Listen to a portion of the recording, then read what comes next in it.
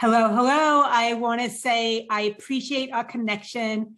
Thanks for tuning in and wanted to talk about something that happens a lot where you end up maybe doing so much more work for your clients than what you're invoicing. What you are billing does not reflect some of the little extras that you do for them. And maybe you're doing a lot extra and they're not paying or compensating you for those services. As you know, that's a trap that so frequently happens. Maybe it's one that you're experiencing right now too. You end up with what I call that upper limit challenge, where you're working much too much for too little money. And you just don't know how to fix that. What do you do about that? You know that you can solve it. You can envision what you want it to be, but you just don't know how to make that change happen. And that was a conversation that I was talking with a bookkeeper about earlier today. Is she wants to do more. She would love to add in advisory services for her clients. She loves being able to help them with solving the problems, not just doing the after the fact work, but the day-to-day tasks are overtaking her life. She already has too much work. She's sacrificed. She's not working out like she wants to. She is missing out on her kids' sports. She is eating bad food because it's quick and there's not enough time to go shopping or cooking any longer. I don't know about you, but maybe you've made sacrifices as well. So the main thing is that she was providing so much more service and value than what she was billing for because she didn't know how to charge for some of those things.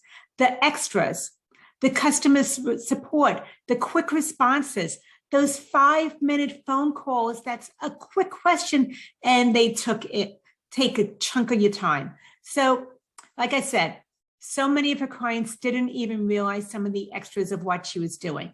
But because she ended up having a firm that was running her instead of her running her firm. Now, there were some things that she did to turn this around, and that is what I want to tell you. And by putting these things in place, she is no longer bogged down by those time-consuming tasks. We created some processes to be able to get the email overwhelm off of her plate to make it much more manageable. The other thing that she did is she went ahead and was better at creating boundaries. She didn't accept all clients any longer. That meant that those time-consuming headache clients were no more working with her. She was able to figure out who they were beforehand and put some boundaries in place to keep herself from working on them because she just ended up getting frustrated. It wasn't a good fit both ways around. The other thing that she did is learn how to have better questions during those initial consults in order to figure out if this was going to be a good fit for her or not. And she also taught her clients how to work with her by showing them how to reach out to her team instead of her be what I call a first responder. All the emails, all the calls used to come into her first, and she is no longer that front line or that first responder.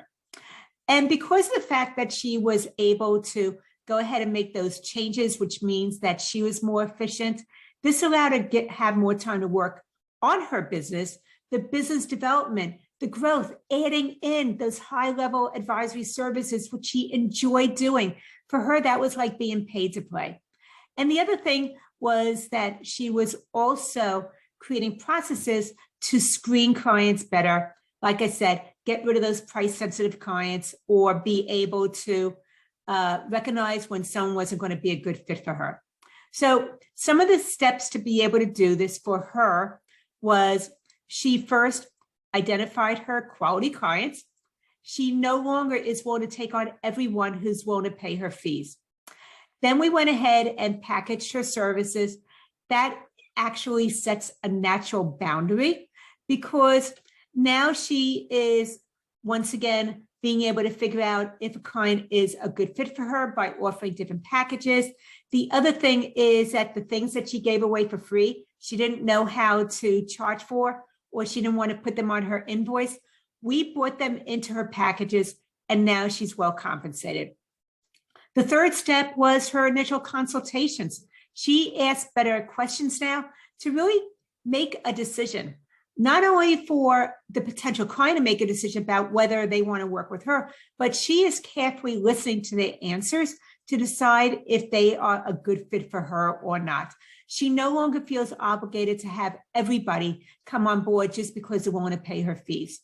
The fourth thing that we did is that she is no longer trapped by those headache clients.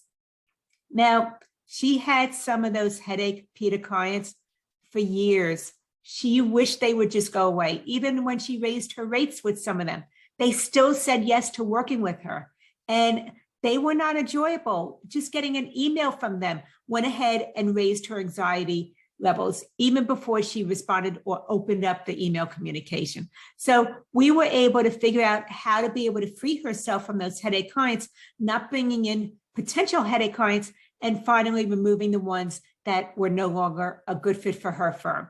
And then the last thing is this became about boundaries. So her onboarding process, as well as her work agreement, teaches her clients how to be quality clients, how to work with her, how to communicate with her, what to expect, as well as what she expects from them also. So let me just go through those 5 steps again with you real quickly. She identified her high quality clients. We packaged her services together, and then we actually value priced them. She learned how to ask better questions during her initial consultations. She is no longer trapped with those headache clients, and she has boundaries where she is teaching her clients how to work with her so that it's a better work experience on both sides. And the other thing is that she's delegating some of those low-level tasks to her team. So the things that she was holding on to, she thought that she could only do herself. She now has created a process for being able to teach her team and get some of those low-level tasks off her plate in order to free up her time once more and work on her business and doing those higher-level advisory services. So this is possible for you too. If that interests you, then I encourage you to consider the Raise Your Rates Formula course. It is a 5-week live group coaching course where I'm giving you the handouts, the resources, the processes, everything that you need to raise your rates with new clients, as well as with those legacy clients. Plus, if there's some clients you want to fire, we can talk about that. If you're ready to separate your fees from time and earn more money and solve the invoicing problems, this goes ahead and does it. And as a result of that, you have less stress and you get back that time freedom. So the live group coaching calls actually start in a couple weeks, May 31st. If this interests you, then I encourage you to go to businesssuccesssolution.com/pricing. I will put that below as well, but it's businesssuccesssolution.com/pricing. Get all the details. I will let you know that so many of my students that go through that make back their full investment before the course is even over. That's because we're working closely together. I am answering your specific questions because I want you to raise your rates. You deserve to be paid fees that reflect the value that you do for your clients, and we are going to make it happen. I look forward to hearing from you. Check out the course. If you know that you've been really wanting to do this, but you just didn't know how to do it, I will go ahead and work closely with you to make it happen during the Raise Your Rates formula.